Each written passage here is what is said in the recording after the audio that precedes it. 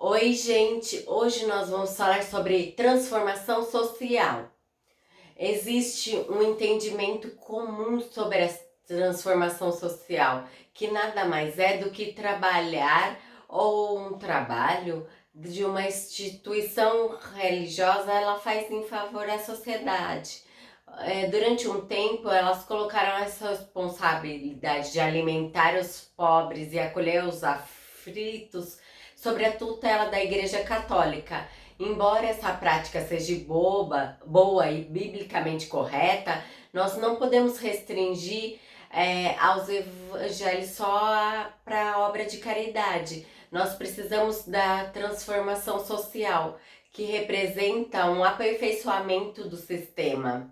Historicamente, a Igreja Católica ou a Igreja Evangélica é conhecida por esse trabalho social. Uns criticam, outros apoiam, outros acham que é o excesso ou é insuficiente. Nós vamos entender esse tema da transformação. Nós fomos chamados para obras de caridade no sentido, vamos dar sopa para quem não tem comida, dar cobertor para quem passa frio, ou nós fomos chamados para obras maiores que vão transformar sistemas e nações, ou a forma que as vidas acontecem? E a resposta é sim, nós somos chamados para obra de caridade e nós somos para transformar sistemas e transformar ele e reformar. Uma coisa não exclui a outra. É muito interessante que a igreja ficou focada nessa obra de caridade, de assistencialismo, de fato, não de transformação. Isso é de fato, existe uma pessoa, as pessoas que precisam dessa ajuda emergencial. Nós podemos sim tomar posse de tudo que ele chamou e nos entregou para que nós venhamos fazer uma transformação que seja profunda para as próximas gerações, para nós podermos construir um legado para ser diferente do que a gente viu até agora. Um padrão bíblico só tem efeito quando atua na estrutura de desenvolvimento de um governo ou nação, ou de modo ainda que nós temos sucesso em trabalhar com as pessoas. Os nossos resultados, eles não permanecerão por muito tempo, visto que nós não temos fundamentos para se sustentar. Então, um dos grandes exemplos é Paulo. Ele transformou o sistema, ele abalou a economia. Em Atos 19, nós vemos no versículo 23 ao 26, o povo de Éfeso se revelando. Porque Demétrio, ele fazia a deusa Diana, e ele era um artesão, o qual ele e vários faziam essas esculturas, e ele tinha a prosperidade disso. Então, e quase a Ásia inteira, Paulo, ele convencia e afastava as multidões, dizendo que não era deuses fazendo pelas mãos.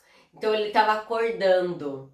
Então esse artesão, ele tirava esse dinheiro dessas esculturas em imagens de adoração.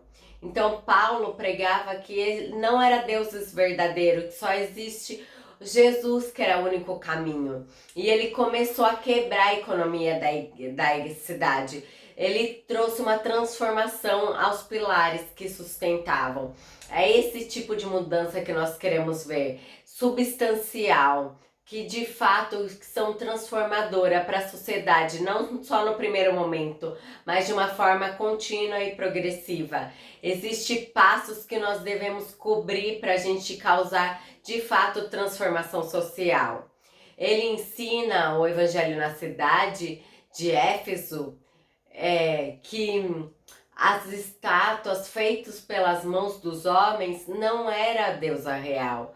Então, consequentemente, eles ouviram que faziam essas estátuas, eles perceberam o risco que eles estavam correndo, que eles produziam as imagens para adoração, para idolatria, eles foram confortados com a verdade e ficaram furiosos porque as pessoas estavam sendo confrontadas com a verdade, porque eles perderam seus lucros, porque a Éfeso, eles se arrependeram deste engano.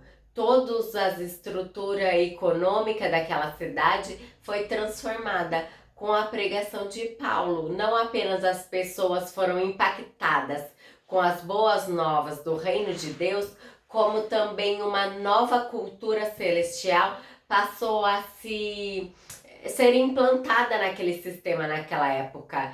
Entretanto, realmente nós quisermos essa experiência de expansão do reino em todas as amplitudes sobre este mundo, nós precisamos moldar a nossa mente a respeito da verdade e das ações da palavra de Deus.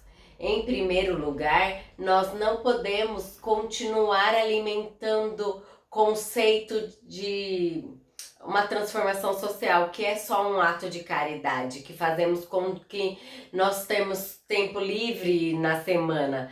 Na verdade, este é o primeiro ministério que inclui a grande comissão de Cristo, que ele estabeleceu. Portanto, nós precisamos dominar cada negócio da sociedade que nós empreendemos, cada plano, cada projeto que nós estamos.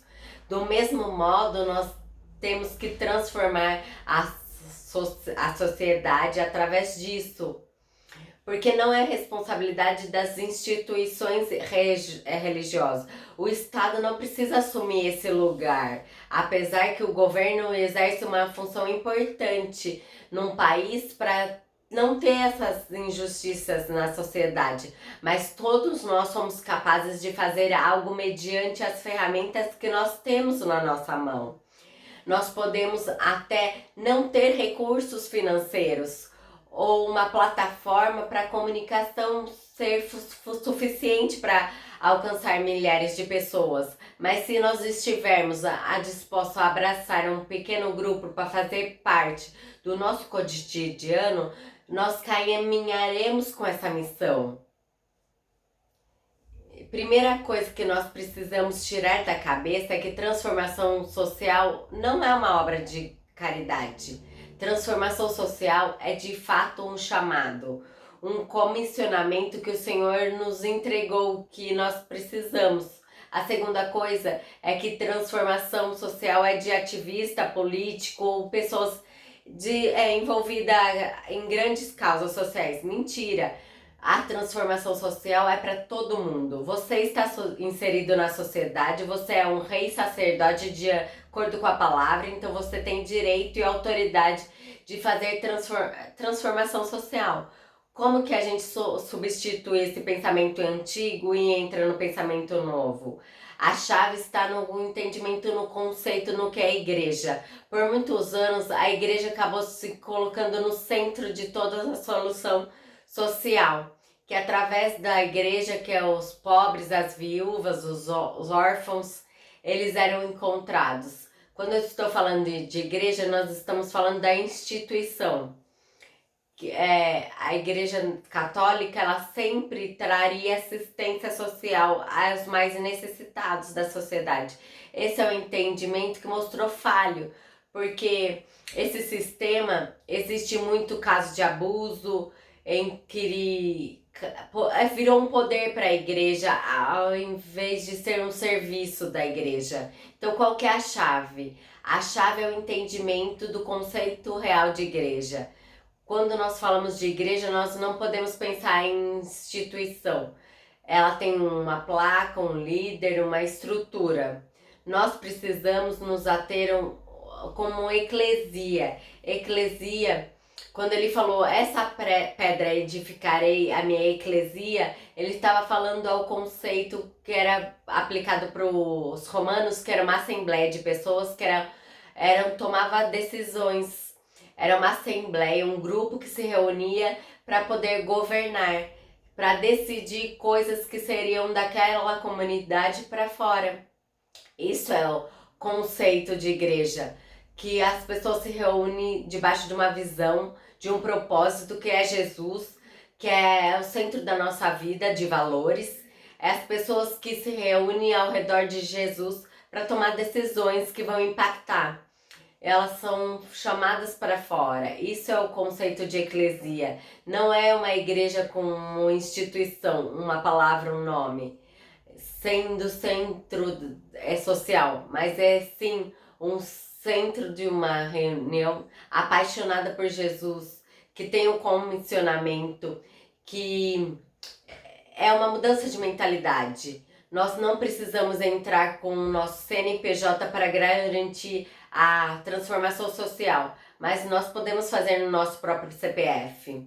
Então eu quero que vocês pensem o que vocês estão fazendo para contribuir para o reino de Deus, para ele ir fazendo essa transformação social. E o que você poderia fazer que você não está fazendo. Deixe o seu like, se inscreva no nosso canal. Até!